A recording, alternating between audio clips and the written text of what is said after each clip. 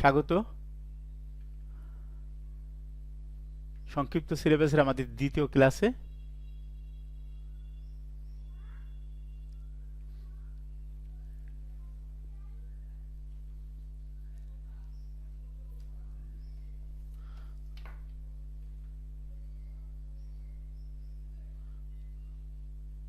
আমরা আজকে পরিমাপের আরেকটি যন্ত্র নিয়ে আলোচনা করব, সেটা হচ্ছে তোমার স্ক্রু গজ। স্ক্রু গজ কি যে আমরা স্ক্রু গজের ব্যবহার, যান্ত্রিক ত্রুটি এবং ভার্নিয়ার ধ্রুবক নির্ণয় করতে পারবো।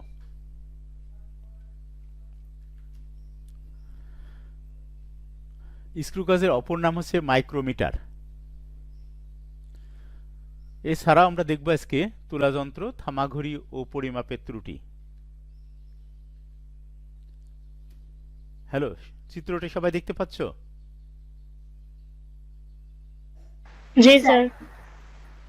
এটা একটা স্ক্রু গজ, যার আরেকটি নাম হচ্ছে মাইক্রোমিটার। অতি ক্ষুদ্র দৈর্ঘ্য পরিমাপক যন্ত্র। অতি ক্ষুদ্র দৈর্ঘ্য পরিমাপক যন্ত্র, যেটা আমরা মিলিমিটারের ভগ্নাংশ পরিমাপ করতে পারি। এখানে আমরা মিলিমিটারের ভগ্নাংশকে দেখো, একটা ডিজিটাল স্ক্রু গজ, যেখানে মিলিমিটারের ভগ্নাংশ তিন ঘর পর্যন্ত পরিমাপযোগ্য এবং অতি সহজে পরিমাপযোগ্য। ওকে, একটি স্ক্রু গজের গঠন দেখি আমরা। ইউ আকৃতির ফ্রেম। তাসনুবা, পরিষ্কার দেখা যায়? জি স্যার। ইউ আকৃতির ফ্রেম, ফাঁপা নল। এই ফাঁপা নলের সাথে দেখো বৃত্তাকার স্কেল আছে। ফাঁপা নলের সাথে এই যে স্কেলটা দেখতে পাচ্ছ, এই স্কেলটা হচ্ছে বৃত্তাকার স্কেল। এটা হচ্ছে স্ক্রু, অর্থাৎ যেটার উপর ভিত্তি করে স্ক্রুটা চলছে। স্ক্রু, এই স্ক্রুর উপর ভিত্তি করে যখন আমরা ঘুরাই, তখন এটার উপর ভিত্তি করে চলে আর কি, মূলত পেস। স্ক্রু টুপি দেখো, এই টুপি ধরে ঘোরাতে হয়, এইটা অংশ না, ঘোরাতে হয় এই অঞ্চল, এই অঞ্চল ধরে ঘোরাতে হয়, এইটা ধরে ঘোরাতে হয়, এটা ধরতে হয় না। যাকে বলা হচ্ছে স্ক্রু টুপি। স্ক্রু টুপি। রৈখিক স্কেল, আমি একটু বড় করে দেখাবো এরপরে। রৈখিক স্কেল, এই যে নীল দাগটা দেখতে পাচ্ছ প্লিজ? হ্যালো সবাই, নীল দাগ দেখতে পাচ্ছ? এটা হচ্ছে রৈখিক স্কেলের জি স্যার। একটা অংশ আর কি। আমরা পরবর্তীতে এখান থেকে স্কেল বের করব ঘোরালে পারে। আর বৃত্তাকার স্কেল, এই দেখো রৈখিক স্কেল, এবার দেখতে পাচ্ছ? এই অঞ্চলটা হচ্ছে রৈখিক স্কেল বা প্রধান স্কেল।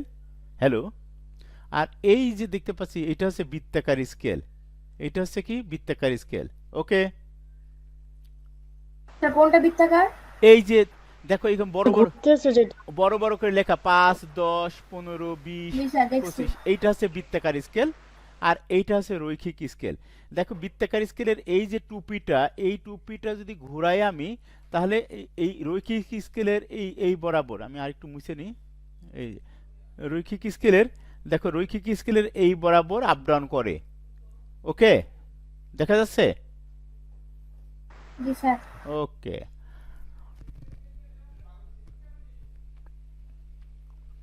এই যে ওই যে কিছুক্ষণ আগে দেখালাম না স্ক্রু, আমি দেখালাম না? আসলে জি স্যার। ওইটা এরকম প্যাচ থাকে। তো এই এই এই জায়গা থেকে শুরু করে এই অঞ্চলটা পুরো একটা প্যাচ বলা হয়। এই এক প্যাচে যতটুকু দৈর্ঘ্য যায়, এক প্যাচে যতটুকু দৈর্ঘ্য যায় তাকে পিস বলে। এক প্যাচে যতটুকু দৈর্ঘ্য যায় তার নাম হচ্ছে পিস। পিস বলে, আমরা দেখব পিস। এটাকে বলছি পিস, এই অঞ্চলটাকে বলছি এক পিস, ওয়ান পিস। লঘিষ্ঠ গুণক, দেখো লঘিষ্ঠ গুণক হচ্ছে কি, সূত্রটা লিখে নাও প্লিজ, খাতা কলম নিয়ে, কিন্তু খুবই ইম্পর্টেন্ট একটা লঘিষ্ঠ গুণকটা হচ্ছে কি, পিসের দূরত্ব ভাগ বৃত্তাকার ভাগ সংখ্যা। পিচের দূরত্ব ভাগ বৃত্তাকার ভাগ সংখ্যা, দেখতে পাচ্ছ সবাই? হ্যালো, জি স্যার, দেখা যায়। ওকে। স্ক্রু গেজের যান্ত্রিক ত্রুটি, যান্ত্রিক ত্রুটি দেখো, যদি শূন্য দাগ স্ক্রু, দেখো বৃত্তাকার স্কেলে শূন্য দাগ, এই যে আমি প্রথম জিনিসটা, প্রথমটা দেখো, প্রথম চিত্রটা দেখো, বৃত্তাকার স্কেলে শূন্য দাগ আর এই প্রধান স্কেলের শূন্য দাগ যদি একেবারে খাপে খাপে মিলে যায়, তাহলে যান্ত্রিক ত্রুটিহীন, যান্ত্রিক ত্রুটি নেই, যান্ত্রিক ত্রুটি মুক্ত, হ্যাঁ, ত্রুটি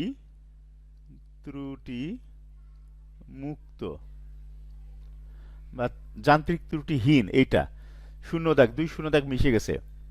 যদি যান্ত্রিক, যদি দেখো এইটা হচ্ছে বৃত্তাকার স্কেলে শূন্য, বৃত্তাকার স্কেলে শূন্য প্রধান স্কেলে শূন্যের নিচে থাকে, নিচে অবস্থান করে, তাহলে সে ধরনের ত্রুটিকে বলা হয় পজিটিভ ত্রুটি। কি ত্রুটি বলা হয়? পজিটিভ। পজিটিভ ত্রুটি।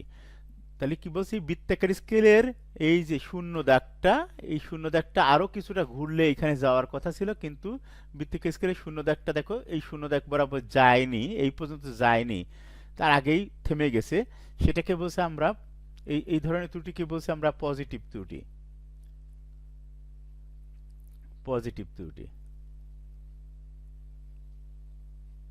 ধনাত্মক ত্রুটি যেটাকে বলি, ধনাত্মক ত্রুটি, পজিটিভ ত্রুটি বা ধনাত্মক ত্রুটি। ওকে।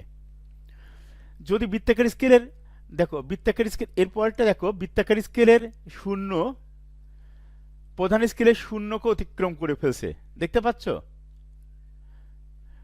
প্রাথমিক অবস্থায় কোনো বস্তু দৈর্ঘ্য মাপার আগের ঘটনা এটা, যদি এরকম হয় তাহলে এই ত্রুটিকে বলা হয় ঋণাত্মক ত্রুটি। ওকে। জি স্যার। এই ত্রুটিহীন বা ত্রুটি মুক্ত, ধনাত্মক ত্রুটি, ঋণাত্মক ত্রুটি, কারো কোনো কোশ্চিন আছে? না স্যার, বুঝতে পারছি। ওকে, থ্যাংক ইউ। দেখো প্রধান স্কেল দেখা যাচ্ছে, 0 থেকে 5 পর্যন্ত চলে গেছে প্রধান স্কেলের, 0 থেকে 5 পর্যন্ত। আর বৃত্তাকার স্কেল কোন জায়গা আছে, দেখো বৃত্তাকার স্কেলের শূন্য দাগটা কোন জায়গা আছে, এইটা একটু দেখার বিষয়। এটা কি দেখাতে চাচ্ছি সেটা দেখো, লঘিষ্ঠ গণক নির্ণয় করতে যাচ্ছি আমি। লঘিষ্ঠ গণক সূত্র কি ছিল মনে আছে? পিস ভাগ, হ্যালো, পিচের দূরত্ব ভাগ বৃত্তাকার স্কেলে ভাগ সংখ্যা। পিচের দূরত্ব ভাগ বৃত্তাকার স্কেলে ভাগ সংখ্যা। ওকে, পিচের দূরত্ব, বৃত্তাকার স্কেলে ভাগ সংখ্যা কত? 100। বৃত্তাকার স্কেলে ভাগ সংখ্যা কত? এখানে দেখো 100, দেখতে পাচ্ছ? এই যে শূন্য, শূন্য দেখো, 0 1 2 3 10 পর্যন্ত, 10 এরকম ঘুরতে ঘুরতে ঘুরতে ঘুরতে এদিক থেকে ঘুরতে ঘুরতে ঘুরতে ঘুরতে এই পর্যন্ত আসছে। ওকে, তাহলে বৃত্তাকার স্কেলে এরকম 100 পাক, 100টা দাগ আছে এরকম, এই দেখো 90 পরে দাগ দেওয়া হয় না, 90 পরে ছোট ছোট দাগ দেওয়া আছে 0 পর্যন্ত, মানে 0 দিয়ে 100 বোঝাইছে আবার। ওকে, এই 100 ঘর আছে বৃত্তাকার স্কেলে। আর রৈখিক স্কেলে দেখো 5, মানে রৈখিক স্কেলে কত? 5 মিলিমিটার সরেছে, 5 মিলিমিটার, এক এই জাত থেকে এটুকু, এক, তারপরে দেখো 2, তারপর 3 4, এই 5 পর্যন্ত চলে আসছে। কোনটা ঘুরাইছিলাম আমি? এই যে পিছনের এই অংশটা, হ্যালো তাসনুভা, পিছনের এই অংশটা, জি স্যার। পিছনের এই অংশটা 5 বার ঘোরানোর ফলে রৈখিক স্কেলের এই দূরত্বটা অতিক্রম করেছে, রৈখিক স্কেলের এই দূরত্বটা অতিক্রম করেছে। কয়বার ঘুরাইছিলাম? 5 বার। ওকে, 5 বার ঘোরানোর জন্য এতটুকু গেছে, 5 মিলিমিটার গেছে, 5 বার ঘোরাতে 5 মিলিমিটার গেছে। তাহলে পিস ইকুয়াল টু, দেখো 5 মিলিমিটার ভাগ 5 বার, ঘূর্ণন সংখ্যা 5 বার, ইকুয়াল টু 1 মিলিমিটার, এটাকে বলা হচ্ছে পিস। কারো কোনো কোশ্চিন আছে প্লিজ? হ্যাঁ স্যার, বুঝছি। গুড। লঘিষ্ঠ গুণক, লঘিষ্ঠ গুণক ইজ ইকুয়াল টু পিস ভাগ বৃত্তাকারের ভাগ সংখ্যা, বৃত্তাকার স্কেলের ভাগ সংখ্যা। ওকে, তাহলে কি হলো? লঘিষ্ঠ গুণক ইকুয়াল টু পিস ভাগ বৃত্তাকার স্কেলের ভাগ সংখ্যা। তাহলে পিস কত ছিল আমার? 1 মিলিমিটার, ভাগ বৃত্তাকার স্কেলের ভাগ সংখ্যা 100, ইকুয়াল টু 0.01 মিলিমিটার।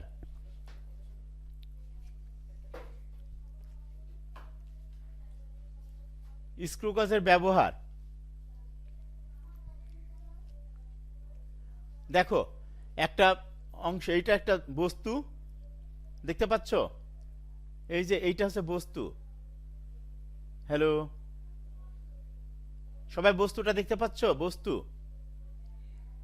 এইটা বস্তু। জি স্যার, দেখতে পাচ্ছি। গুড। দেখো বস্তুর দৈর্ঘ্য নির্ণয় করতে যাচ্ছি আমি। লক্ষ্য করো এইখানে স্ক্রু গজের রৈখিক স্কেল বরাবর কত ঘর পর্যন্ত আসছে দেখো, রৈখিক স্কেল বরাবর দেখো 10, এই 11, 12, 13, 14, 14 ঘর পার হয়ে গেছে, বুঝছো? তাহলে আমি প্রধান স্কেলের পার্ট লিখবো 14, প্রধান স্কেলের পার্ট লিখবো কত? 14, আর কিচ্ছু লিখবো না। রৈখিক স্কেলের এই যে 15 ঘর ধরতে পারছি না, কারণ 15 ঘর আমার এখনো আর একটা দাগ দেখা গেলে 15 বলতাম। তাহলে রৈখিক স্কেল বা প্রধান স্কেলের পার্ট আমরা 14 ধরবো।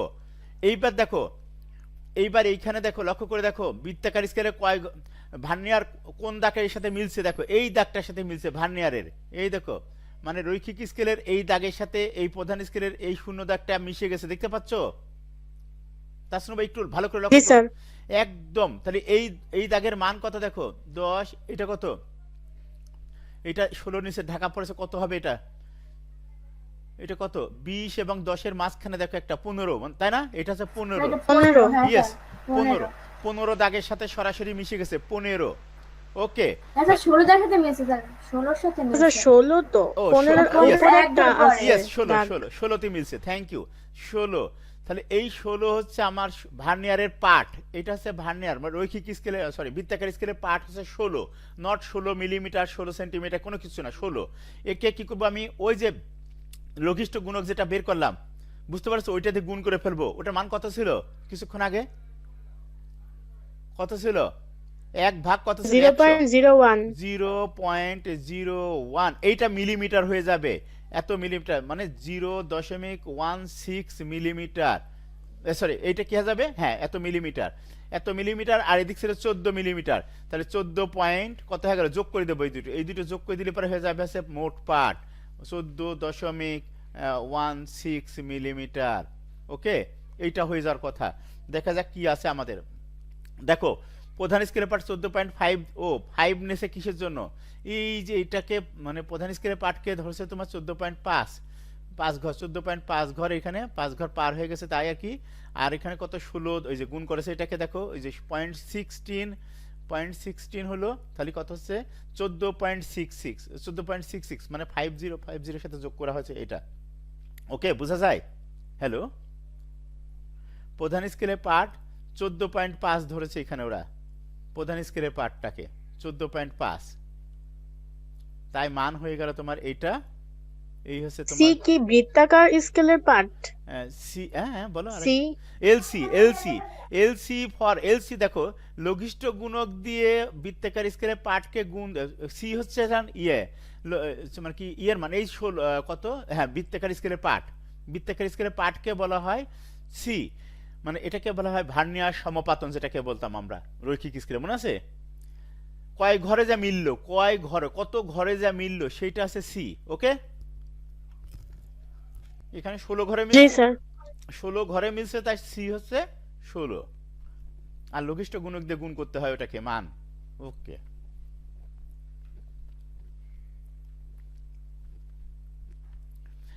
এইটা ছিল আমার স্ক্রু গাজের মূলত ব্যবহার, সরি স্ক্রু গাজের মানে কি করে মান নির্ণয় করতে হয় সেটা। আর আমরা দেখবো আরেকটু তুলা যন্ত্র দেখবো। তুলা যন্ত্র মানে কি জানো তো সবাই?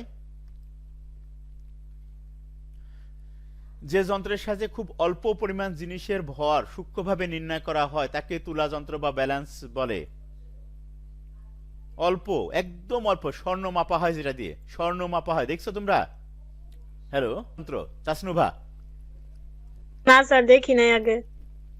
ও আচ্ছা, এটা আমাদের স্কুলে আছে নতুনটাই, তো এটা হচ্ছে তুলা যন্ত্র। তো দেখাছিলেন মনে হয় একবার স্কুলে ক্লাসে আইন না। এখানে বেশ কয়েকটা জিনিসের নাম দেখে আমরা, ভর পরিমাপের কাজে ব্যবহার করা হয়, নট ওজন, কিন্তু ভর, ভর নির্ণয় করা হয়, বস্তুর পদার্থের পরিমাণ নির্ণয় করা হয় এটা দিয়ে, বস্তুর পদার্থের পরিমাণ নির্ণয় করা হয় তুলা যন্ত্র। গঠন দেখতেছি, দেখো পাল্লা, দুইটা পাল্লা আছে, এটা হচ্ছে ধাতব দণ্ড, ত্রিশির ফাল, ত্রিশির ফাল, এইখানে একটা খুব সূক্ষ্ম একটা অংশের উপর দণ্ডায়মান থাকে এই ধাতব দণ্ডটা। এই যে ত্রিশির ফাল যেটা খুব চিকন একটা অংশ, এই যে এইখানে আমি তীর চিহ্ন দিচ্ছি দেখে নাও ভালো করে, এইখানে খুব চিকন একটা সরু একটা অংশ আছে, ধরো যে এইটার উপর দিয়ে একটা চিকন অঞ্চল বসে আছে এর উপরে, এই ইয়ের মতন, এই ত্রিভুজের এই এই এই ত্রিশি সরি এইরকম টাইপের, বুঝতে পারছো? এইরকম টাইপের উঁচু এই এই এই চিকন অঞ্চলটা এর উপর দিয়ে বসায় দিয়ে আছে এইরকম। এইটা হচ্ছে কি ব্যালেন্স স্ক্রু বলা হয়। ব্যালেন্স স্ক্রু কেন বলছে? দুই ব্যালেন্স স্ক্রু কেন বলছে আমি বলে দিচ্ছি, দেখো একটু একটু দেখলেই বুঝতে পারবা ইনশাআল্লাহ তোমরা। দেখো এই ব্যালেন্স স্ক্রু দিয়ে এই দেখো এই যে একটা দেখতে পাচ্ছ না, এই যে শলাকা দেখতে পাচ্ছ, নির্দেশক যেটাকে বলি আমরা, এই যে দেখতে পাচ্ছ আমার, জি স্যার। এই যে নির্দেশকটা সাদা রঙের দেখা যাচ্ছে এখানে একটু, এই শূন্য দাগ আছে এখানেটা, এখানে শূন্য দাগ আছে, এই শূন্য স্কেলের শূন্য দাগের সাথে যতক্ষণ না মিলবে ততক্ষণ পর্যন্ত এই যে আমাদের এই ডান পাশের স্ক্রুটা অথবা বাম পাশের এই স্ক্রু, হ্যাঁ ব্যালেন্স স্ক্রু ঘুরিয়ে ঘুরিয়ে এটাকে সমতা আনতে হয়, বুঝতে পারছো সবাই? এই যে স্ক্রুটা ঘুরালে পরে এই ব্যালেন্সটা জিরোর মধ্যে নিয়ে আসা যাবে, ওকে, জিরোর মধ্যে আনতে হয়। এই ফাফা থাম বলা হচ্ছে এটাকে, ফাফা থাম, হ্যাঁ। তারপর আছে ঠেস দণ্ড, তারপরে দেখো স্টিরাপ, এটাও কিন্তু খুব সূক্ষ্ম একটা অংশের উপরে বসে আছে স্টিরাপ। এই যে সূচক কাটা যেটাকে বলছিলাম আমি, নির্দেশক বলছিলাম, লেবেলিং ভারসুতা কি বোঝায় জানো? খুব মজার। এইটা তোমরা জানো, এটা কোথায় দেখছো জানো? বলো যে দেখি কে দেখছো কোথায়? এই যে এই অঞ্চলটা লেবেলিং ভারসুতা, কে দেখছো? হ্যালো, তোমরা কখনো এই যে বিল্ডিং ঘর তৈরি করতে দেখছো? হ্যালো তাসনু ভাই, যখন ইটের ওয়াল গাঁথে জি স্যার। তখন একটা সুতার মাথায় এরকম ভারী একটা বব ঝুলিয়ে দেওয়া হয় একটা বিন্দু পর্যন্ত, দেখা হয়ে যায় উচ্চতার, মানে তার মানে টিভিতে দেখছিলাম। আচ্ছা এইটা দেওয়া হয়। কিন্তু এখন আমরা এই যে লেবেলিং সুতা, ভার সুতা যেটা আমরা কিন্তু এটা করে এখন তোমার আমাদের কি বলে, এই যে বিল্ডিং তৈরি করতে গেলে পরে রাজমিস্ত্রিরা ইউজ করে এটা, বাট আমরা কিন্তু এখন এটা ইউজ করি না, আমরা এখন ইউজ করি এইখানে একটা তোমার থাকে, এই যে আমি যেখানে দেখাচ্ছি এখানে না, ঠিক এই যে এইখানে এই সাদা রঙের যেটা এইখানে তোমার একটা পানি থাকে, এক বিন্দু পানি থাকে, পানির মতন আর কি, অনেক কিছু অন্য পানি থাকে, পানির মধ্যে বাতাস থাকে, বুঝছো? বাতাস থাকে, বাতাসটা যদি শূন্য দাগের সাথে একদম কাটায় এটাকে কি বলে, বাতাসের যে বিন্দুটা, এটা পানির মধ্যে যদি বাতাস থাকে তাহলে তো জানোই তোমরা কেমন থাকে ওটা। ওই অঞ্চলটা যদি এখানে যদি স্থিরভাবে থাকে তাহলে পরে লেভেলিংটা ঠিক আছে। যদি এই দিকে চলে যায়, এইখানে থাকে ওই ফুটাটা, তাহলে পরে মনে করতে হবে যে একদিকে কাত হয়ে আছে, ওটাকে এই নিচের স্ক্রু, এইবে তাকাও, এই যে এই স্ক্রু দিয়ে এই স্ক্রু ঘুরিয়ে এই দুটো স্ক্রু ঘুরিয়ে আমার এই লেভেলিংটা ঠিক করা হয়।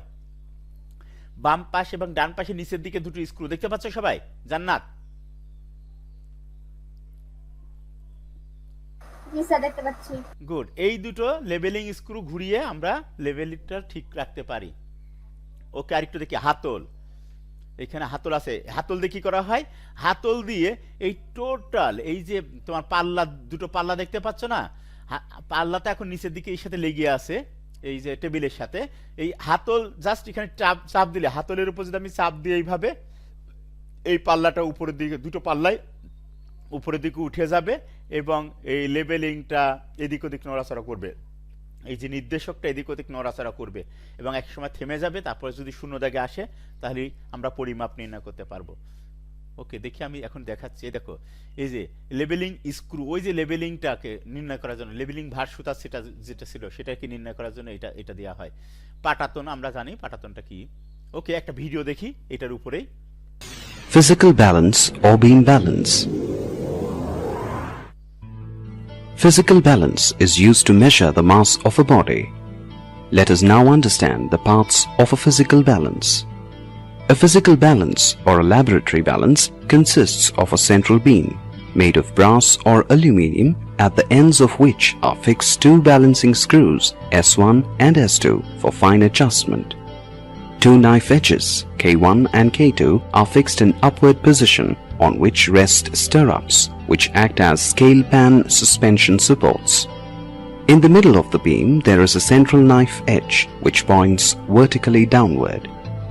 There is a central pillar mounted on a wooden base. At the bottom of the wooden base there are leveling screws. levelings. A plumb line, which is used to set the balance in the horizontal plane, is suspended from the beam support. A pointer is fixed in vertically downward direction. The pointer moves over a graduated scale attached to the central pillar. Two scale pans of equal masses are suspended from the stirrups. The balance is enclosed in a case provided with glass doors. Glass দিয়ে ঢেকে দেওয়া হয় চারদিকে যাতে বাতাস কোনো effect করতে না পারে চারদিকে বাউন্ডারি দিয়ে দেওয়া হয় Gently raise the central rod by turning the lever.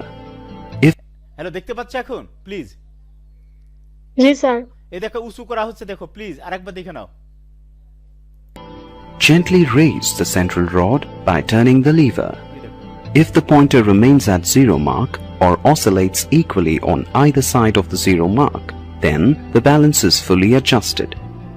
However, if the pointer swings more in one direction, then adjust the balancing screws such that it swings equally on either side of the zero mark. Lower the central rod and place the article to be weighed in the left-hand side pan. এই যে Place standard weights in the right-hand side pan till the pointer oscillates equally about the zero mark when the central rod is raised. Use forceps provided in the weight box. এইখানে শুধুমাত্র বাটকারাটাই শুধুমাত্র দেয়া হয় বাটকারাটা উঠানো হয়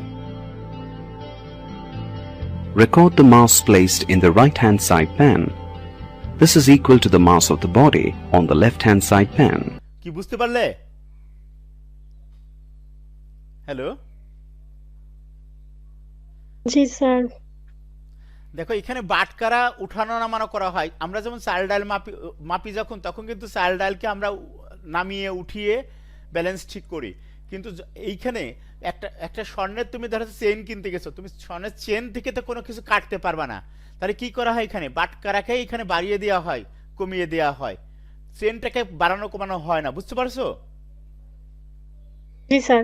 এই জন্য এখানে শুধুমাত্র বাটকারা উঠানো নামানো করা হয় আর ওই যেটা আমি যে বস্তুর ভর নির্ণয় করব সেটাকে কখনোই চেঞ্জ করা হয় না যা ছিল তাই থাকে অ্যাজ ইউজুয়াল এছাড়াও অন্যান্য পরিমাপক যন্ত্র আছে আমি চ্যাপ্টারটা শেষ করে দিতে চাচ্ছি একটু জাস্ট দেখিয়ে দিই হ্যাঁ দেখো এটা হালকা ভর মাপক যন্ত্র যেটা আমরা এই যে এখন বাজার থেকে 2 কেজি 4 কেজি যেটা আনছি আর কি কিনে আনি যেটা এইগুলো আর কি এছাড়া দেখো বেশি ভারী বস্তু তোমার মনে করো তোমার ঘরে একটা আলমিরা আছে আলমিরার ওয়েট করবা তখন আর এই সকল হালকা ভরমাপক যন্ত্র দিয়ে মাপা যায় না তখন এই রকম এইখানে তোমার এইখানে ওজন চাপানো ছোট ছোট ছোট ছোট ওজন চাপাই কিন্তু এখানে কয়েক মন বা কয়েক টন ওজন চাপানো যায় এখানে ওকে এছাড়াও দেখো আরো কিছু মাপার যন্ত্র আছে আমাদের যে যন্ত্রের সাহায্যে ক্ষুদ্র সময় ব্যবধান পরিমাপ করা হয় তাকে থামাঘড়ি বলে স্টপ ওয়াচ বলি আমরা স্টপ ওয়াচ ডিজিটাল অ্যানালগ দুটোই আছে এটা আছে analogue stopwatch analogue stopwatch point কত কয় সেকেন্ড 1 সেকেন্ডের 10 ভাগের 1 ভাগ পর্যন্ত নির্ভুল পাঠ দিতে পারে 1 সেকেন্ডের 10 ভাগ করলে 1 ভাগ পর্যন্ত নির্ভুল পাঠ দিতে পারে ওকে এছাড়াও ডিজিটাল দেখো স্টপ ওয়াচ আছে ডিজিটাল স্টপ ওয়াচ দিয়ে আমরা কি করতে পারি প্রায় 1 সেকেন্ডের 100 ভাগের 1 ভাগ পর্যন্ত 1 সেকেন্ডের কত ভাগ 1/100 হ্যাঁ 100 ভাগের 1 ভাগ পর্যন্ত আমরা ভালো পাঠ পেতে পারি ওকে থামাঘড়ি চালু করতে হয় হাত দিয়ে বন্ধ করতে হয় এই জন্য কিছুটা সমস্যা আসে আমরা যখন যা দেখি সাথে টিপার সাথে সামঞ্জস্য হয় না এটাকে বলা হয় তোমার ব্যক্তিগত ত্রুটি আর কি অধিকাংশ লোকের ক্ষেত্রে এই ত্রুটি পরিমাপ করা হয় 0.3 সেকেন্ড অনেক বড় ধরনের ত্রুটি থাকে এখানে একটা পরিমাপের ত্রুটি ও নির্ভুলতা দেখো পরিমাপের মধ্যে 3 ধরনের ত্রুটি আছে মোট কয় ধরনের ত্রুটি আছে 3 ধরনের মধ্যে দৈব ত্রুটি যান্ত্রিক ত্রুটি আর একটা হচ্ছে ব্যক্তিগত ত্রুটি। দৈব ত্রুটি কোনো একটি ধ্রুব রাশি কয়েকবার পরিমাপ করলে যে ত্রুটি কারণে পরিমাপকৃত মানে অসামঞ্জস্য দেখা যায় তাকে দৈব ত্রুটি বলে। সেজন্য কয়েকবার, প্রথমবার মাপলাম একরকম হলো, দ্বিতীয়বার মাপলাম আর একরকম হলো, তৃতীয়বার মাপলাম আর একরকম হলো, এইটাকে বলা হচ্ছে দৈব ত্রুটি। ভিন্ন ভিন্ন সময় ভিন্ন ভিন্ন রকম দেখা যায়। যান্ত্রিক ত্রুটি, যন্ত্রের যে ত্রুটি, আমরা ধনাত্মক, ঋণাত্মক বা শূন্য ত্রুটি যেটাকে বলছিলাম, যন্ত্রের ত্রুটি যেটাকে বলছিলাম সেটাকে আমরা। এছাড়াও ব্যক্তিগত ত্রুটি, তুমি দেখছো চোখ দিয়ে ও দৌড় শুরু করেছে, তুমি স্টপ ওয়াচটা টিপতে লেট করছো, এইটা এই ধরনের ত্রুটি হচ্ছে ব্যক্তিগত ত্রুটি। ওকে, বুঝতে পারছো আমার কথা? হ্যালো, জি স্যার। এই হচ্ছে ব্যক্তিগত ত্রুটি। পড়লে আশা করি বুঝতে পারবা। আর কয়েকটা অঙ্ক দেখবো এর উপর আমরা আগামী ক্লাসে, তাহলে পরে এই চ্যাপ্টার আমরা শেষ করে ফেলতে পারবো ইনশাল্লাহ। তো ঠিক আছে, এই পর্যন্ত সবাই ভালো থাকো। ওকে, ধন্যবাদ, thank you very much. Sir আসসালামু আলাইকুম। ওয়ালাইকুম আসসালাম। আসসালামু আলাইকুম। ওয়ালাইকুম আসসালাম।